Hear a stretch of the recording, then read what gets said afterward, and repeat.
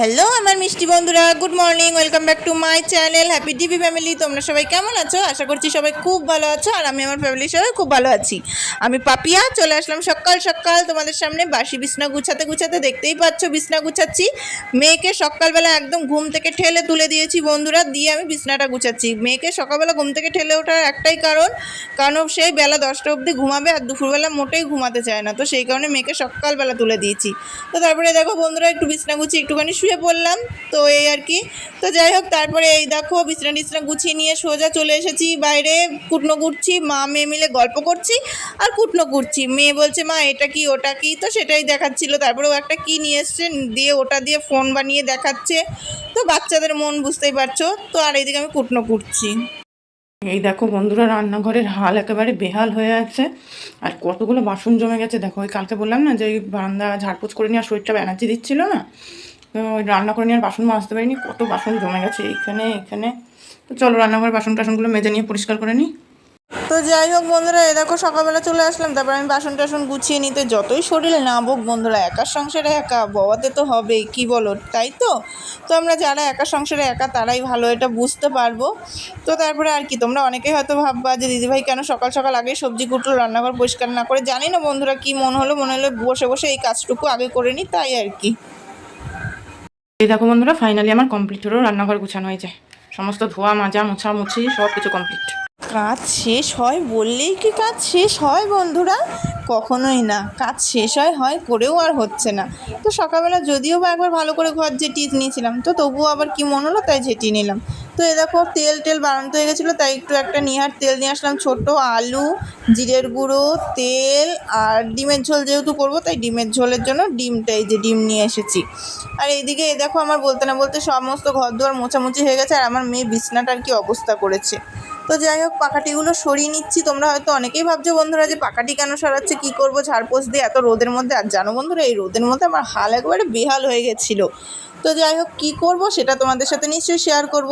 সামনে যেহেতু দুর্গা পুজো, আর আমরা হচ্ছিলাম গিয়ে চাষি ঘরের বউ। যতই হোক দুর্গা পুজো মানে বাঙালির সেরা উৎসব, সেখানে যদি একটু ঘরে সর্ষের একটু তেলই না খাই বন্ধুরা, তাহলে কি মজাটা ঠিক জমে না।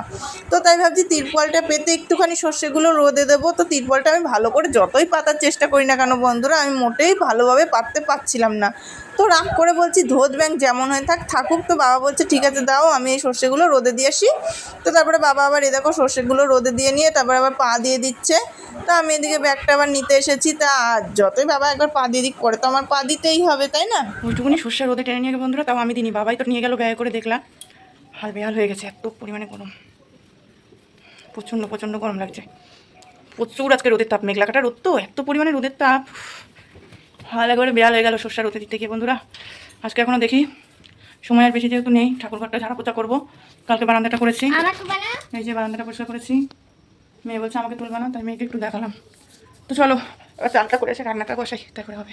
আর এই যে দেখো বন্ধুরা, এদিকে মেয়েকে পড়তে বসিয়ে দিয়ে গেলাম, বললাম তুই এদিকে পড়, আমি এদিকে স্নানটা ঝটাপট করে চলে আসি। মেয়ের এদিকে স্নান দান সবই কমপ্লিট হয়ে গেছে। তো মেয়ে বলছে ঠিক আছে মা দাও। তো তারপরে এই দেখো বন্ধুরা, স্নান দান করে এসেছি। আর এদিকে আজকে বললাম না মেঘলা কাটা রোদের ভীষণ তাপ। তো এদিকে জামা কাপড়গুলো যেহেতু শুকিয়ে গেছে, তাই ভাবলাম জামা কাপড়গুলো তুলে নিই। কম্বল টম্বলগুলো সমস্ত কিছু রোদে দিয়েছিলাম। তো এই দেখো বন্ধুরা, আজকে যেহেতু তোমাদের সাথে রান্না দুপুরবেলা কী করেছিলাম শেয়ার করিনি, তো এখন একটুখানি শেয়ার করিনি। এই যে ভাত, এক তরকারি ভাত করেছি বন্ধুরা। ভীষণ কষ্ট হচ্ছিল, ওই বললাম না সর্ষা রোদে দিয়ে ঘরে তুলে, তারপরে ভীষণ কষ্ট। তো এই যে দেখো বন্ধুরা, তারপরে আর কি বরমশাই দুপুরবেলা দোকান দিয়ে এনেছিল একটুখানি সন্দেশ, গরম গরম মাখা সন্দেশ এনেছিল। তো মামে সেটাই সন্ধ্যাবেলা টিফিনে ভাগ করে খাচ্ছি।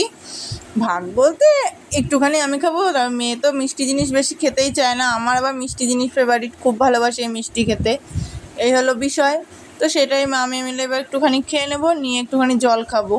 তো মেয়ে বলছে মা আমি খাবো না, মানে দেওয়ার আগেই বলছে মা আমি খাবো না। তাহলে কি বলবো বন্ধুরা, তোমরাই বলো। প্রত্যেকটা বাচ্চার এখন খাওয়ানোয় জ্বালাতন। তো যাই হোক বন্ধুরা, এখানে আমি আজকে ব্লগটা টাটা বাই বাই করে শেষ করে দিচ্ছি। ব্লগটা যদি ভালো লেগে থাকে অবশ্যই পাশে সাপোর্ট করে থেকো। আমিও তোমাদের পাশে সব সময় ছিলাম, থাকবো। তার জন্য প্লিজ আমাকে একটু সময় দিও, ঠিক আছে? তো আমাকে একটু সময় দিতে হবে। আর এইদিকে দেখো, এইদিকে মেয়ে লজেন্স দেখাচ্ছে, ওর দিদি লজেন্স দিয়েছে, সেটাই তোমাদের সাথে দেখাচ্ছিল আর কি। তো আর এদিকে আমি সন্দেশ খাওয়াচ্ছিলাম, তো মেয়েকে বলছিলাম যে এখনই লজেন্সটা খাবি না কিন্তু। মেয়ে বলছে আমি এখনই খাবো, সন্দেশটা খেয়ে নিয়ে খাবো, তো সেটাই বলছিলাম। আর এদিকে তিশামণি এসেছিলো, তো তিশামণির সাথে ওপরে তাকিতে গিয়ে তোমরা হয়তো ভাবছো যে কার সাথে কথা বলছি, তো তিশামণির সাথে আমি তাকিয়ে কথা বলছিলাম। তো এই কথা ওই কথা, তিশামণি মানে কি বলবো, ওর সাথে আমি পুরো ফ্রেন্ডলিভাবে মিশি, মেয়ের মতন। তবুও আমি ওর সাথে ফ্রেন্ডলিভাবেই মিশি বন্ধুরা। এই হলো গিয়ে বিষয়। তো ঘুমও পাচ্ছে আজকে সন্ধ্যাবেলা, জানি না সন্ধ্যার পরে আর ঘুমানোর টাইম পাবো কি শুতে পারবো কি, এই হলো বিষয়। কেননা মানে ঘুম পাচ্ছে তাই কি, কিন্তু শোয়ার হবে কি জানি না। রাত্রেবেলা আবার আলু চচ্চড়ি করবো, মানে বাটি বসানি করবো, চচ্চড়ি বলতে বাটি বসানি করবো। তো আর এইদিকেও বেশ আমার প্রায় খেতে খেতে শেষ হতে এসেছে বন্ধুরা। আর আমি এদিকে এবার টাটা করারও সময়টা প্রায় হয়ে এসেছে।